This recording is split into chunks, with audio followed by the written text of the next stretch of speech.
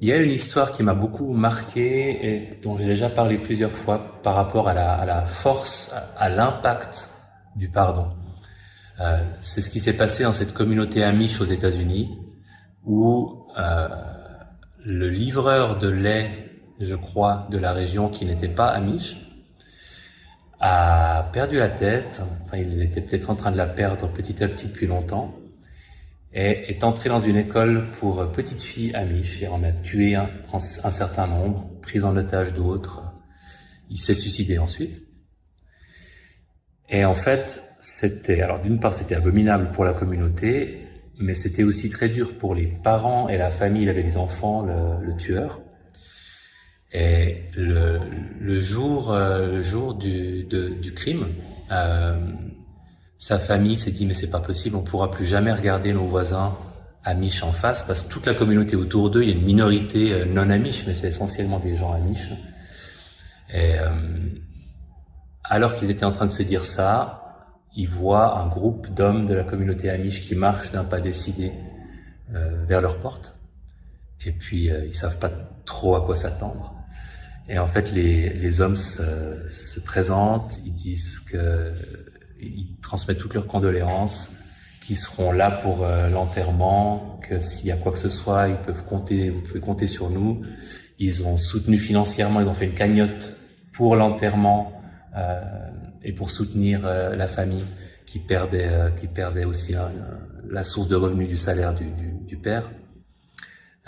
Et dès le lendemain, ils ont déclaré publiquement qu'ils pardonnaient à l'assassin et à sa famille.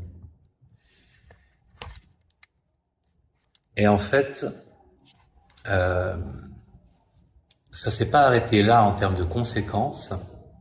Ils ont dit aussi qu'ils prieraient évidemment pour lui et pour sa famille, parce que ça a beaucoup rapproché la famille du tueur et la communauté notamment des victimes et des familles de victimes. Donc, une fois par semaine, depuis des années, la mère du tueur vient aider une enfant qui est gravement handicapée depuis ce jour-là.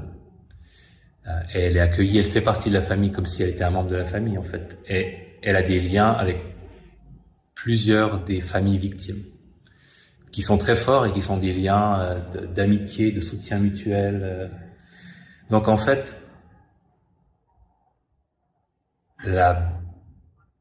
sur la base de cette action de pardon et de cette déclaration de pardon, cette déclaration publique, il y a énormément de conséquences qui sont magnifiques. En fait, la réparation du dommage émotionnel pour un certain nombre de personnes, des liens d'amitié extrêmement forts entre la famille de la victime et les familles des victimes et la famille de l'assassin. Tout ça parce qu'ils ont pris une décision qui évidemment est liée à leur religion et dont on se doute bien que c'était une décision éthique. C'était pas une affirmation de où ils en étaient émotionnellement le lendemain de ce qui s'était passé. Donc, ça veut pas dire qu'il y avait pas énormément de colère, de rancune, peut-être même qui pouvait en vouloir à la famille entière.